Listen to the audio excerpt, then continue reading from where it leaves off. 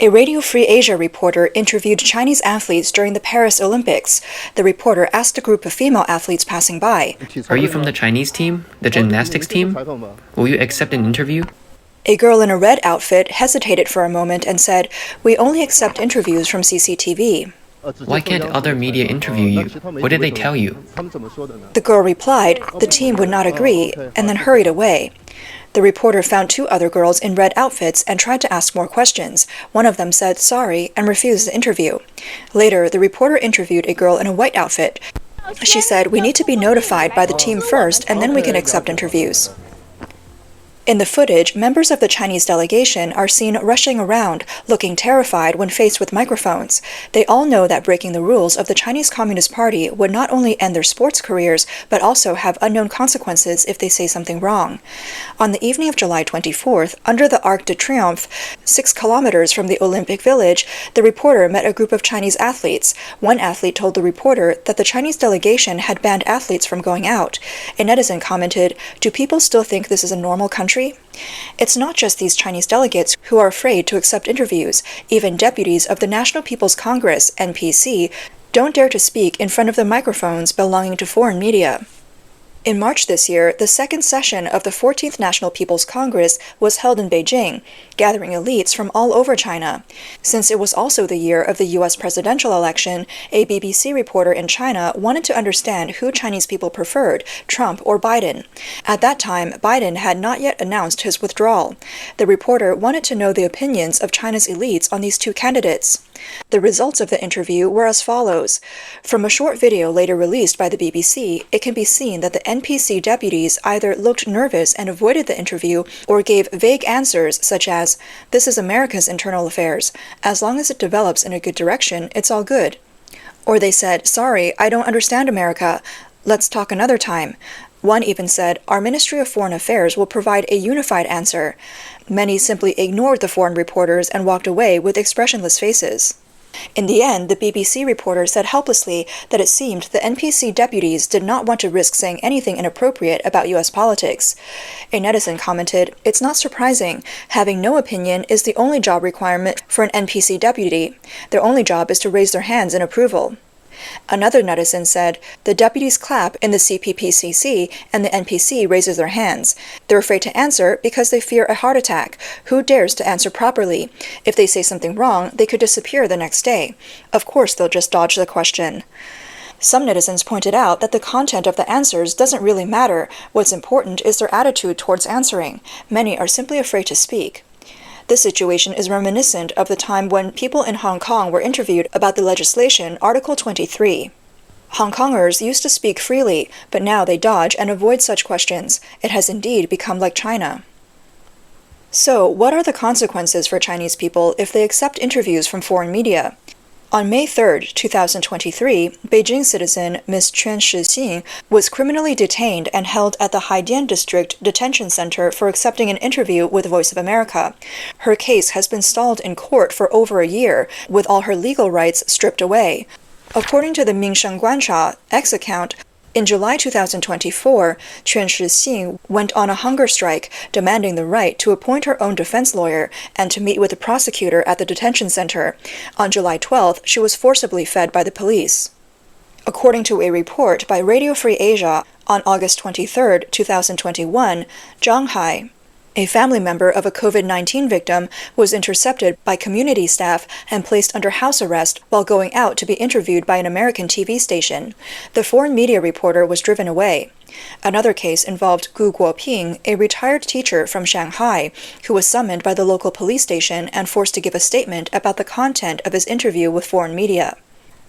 The China Citizens Movement reported on February 1, 2020, that during the COVID-19 pandemic, the Chinese Communist Party, CCP, continued to conceal the epidemic while strengthening media control. Any comments or information about the epidemic were labeled as rumors by the authorities. Under the party's culture of stability above all, citizens' rights to know, participate, and speak freely were deprived. Beijing human rights activist Hu Jia agreed to be interviewed by Radio Free Asia to share his views on the COVID-19 situation. As a result, he was summoned by the Beijing police without proper procedures and detained for several hours. Hu Jia was warned by the police for 2 consecutive days not to accept interviews. His parents were also pressured by the police to make him stop commenting on the epidemic and avoid foreign media interviews. Hu Jia firmly refused the authorities' demands. Subsequently, state security police forcibly took Hu Jia away and detained him at a police station for 7 hours, only releasing him after the scheduled interview time with Radio Free Asia had passed. This 6-year-old video documents what an elderly professor in his 80s went through after accepting an interview with foreign media. On the evening of August 1, 2018, a retired liberal professor in China was giving a phone interview with the Chinese program from Voice of America. He spoke from his home in Jinan. During the interview, district police broke into his house and interrupted him. Despite questioning them on the spot, he was taken away by the police before the call ended. The last words heard from Sun during the broadcast were, "I have my freedom of speech." On the night of August 13, 2018, Sun Wenguang was interviewed by a Voice of America reporter at his home. He revealed that he and his wife had been forced to go on a vacation for 10 days, staying in 4 different hotels. He described some of the rooms as black jails, with windows sealed shut. After returning home, they had 4 national security officers sleeping at their house. These were the last words the public heard from Professor Sun.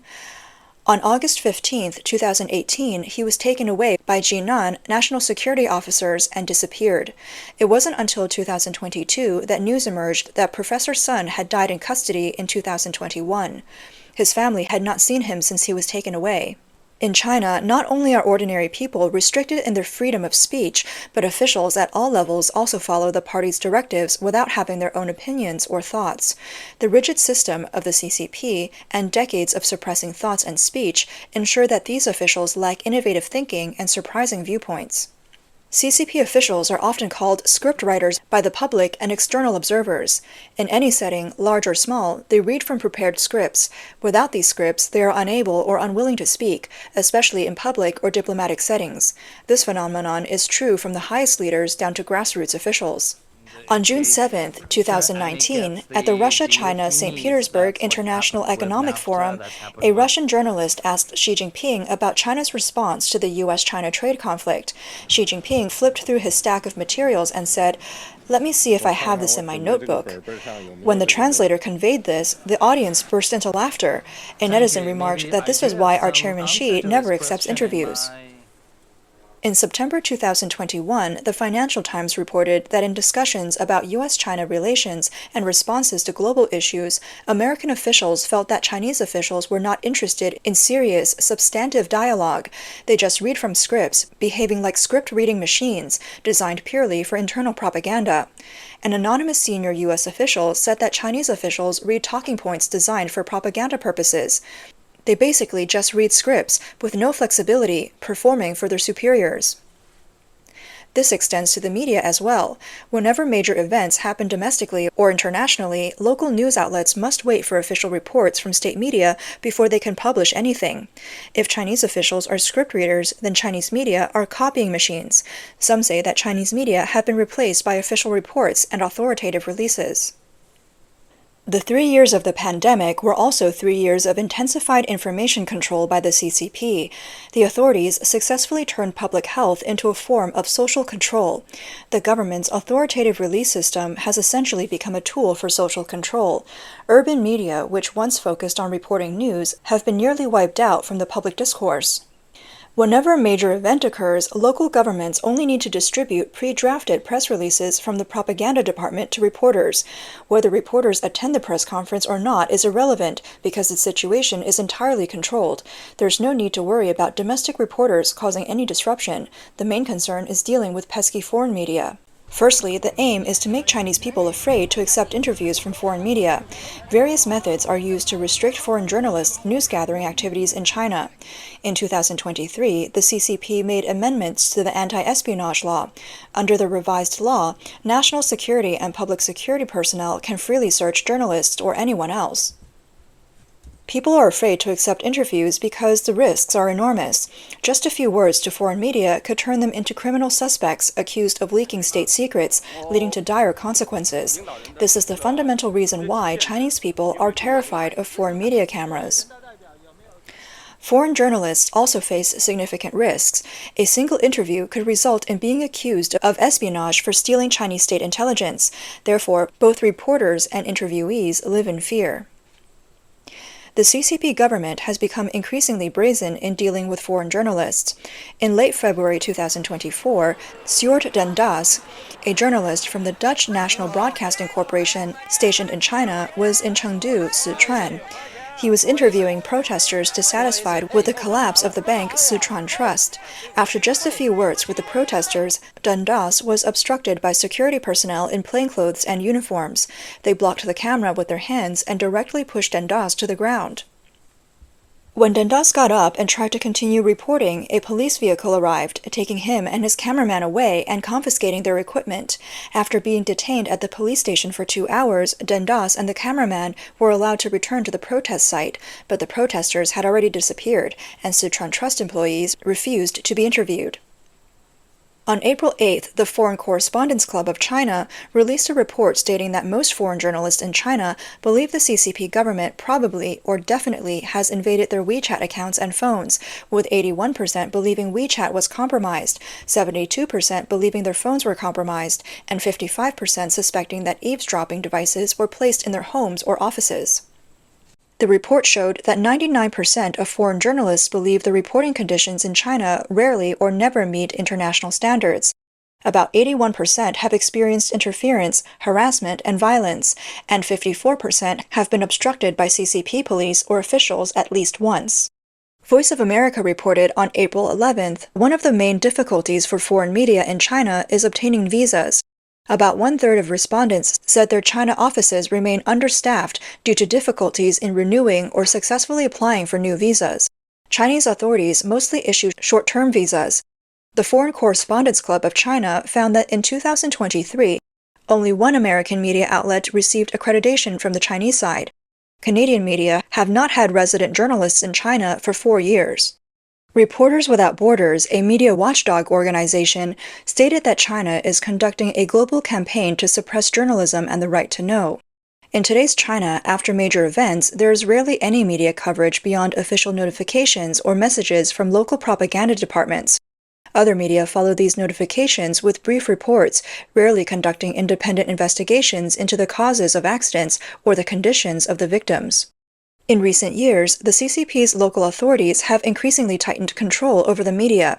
In addition to directly prohibiting local media from reporting negative local news, they have actively established government-run information release systems to replace traditional media with reporting rights.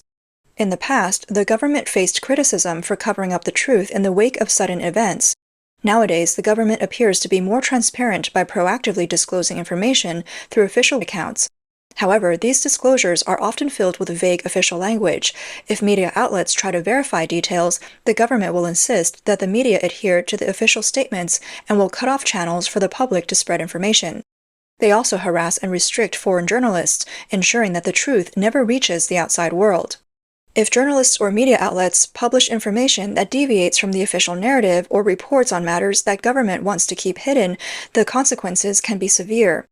This can range from demotions of leadership to shutdowns for reorganization, and journalists may go missing, be imprisoned, or even die. According to multiple foreign media reports, on May 21st, Chinese citizen journalist Zhang Zhan, who had been released after serving 4 years in prison, posted a video announcing that she had reunited with her family.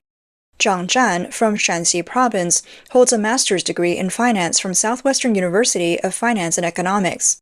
She was recruited to Shanghai in 2010 and previously worked as a lawyer. However, her lawyer's license was revoked after she participated in rights defense activities and signed petitions for amending lawyer management regulations. In February 2020, during the COVID-19 outbreak in Wuhan, Zhang Zhan went to Wuhan to conduct on-the-ground reporting. She posted videos on Twitter and YouTube about the epidemic and people's lives in Wuhan. On May 14, 2020, she was arrested by Shanghai police while staying at a hotel in Wuhan and was later sentenced to 4 years in prison. According to Radio Free Asia, Zhang Zhan's mother, Mrs. Shao, broke her silence for the first time after the trial, expressing regret for trusting the police's promises.